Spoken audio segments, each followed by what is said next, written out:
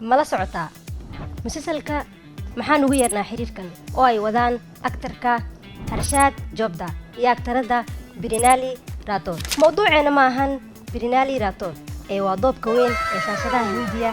Harshaad Jobda waa aktar aan jecleen isticmaalka Instagram-ka, laakiin waxa uu halkaas ku haystaa taageerayaal gaaraya 4 milyan. Inuusan jecleen Instagram-ka waxaa caddeyn kugu filan sanadkan oo idil waxa uu soo dhigay hal boosti kaasoo six baagiisa uu dadku ku tusaayo. Hay miskiinkaasi mar walba waxa uu jeclaadaa gabar walba oo wax la jilo, waxaana ka mid ah Kashmira Irani, Aditi Gupta, Anupriya Kapoor iyo Geneva Winget.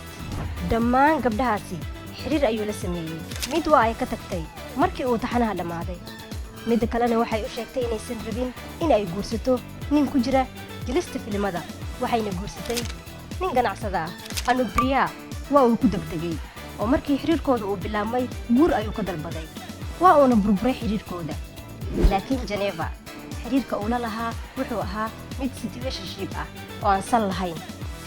taasi waxay keentay in dadka ay u sii saadaaliyaan xiriir aan jirin aktarka Harshaad Jobda iyo aktarada Birinali Rathod. Markii uu dhammaaday taxanaha maxaan ugu yeernaa xiriirkan.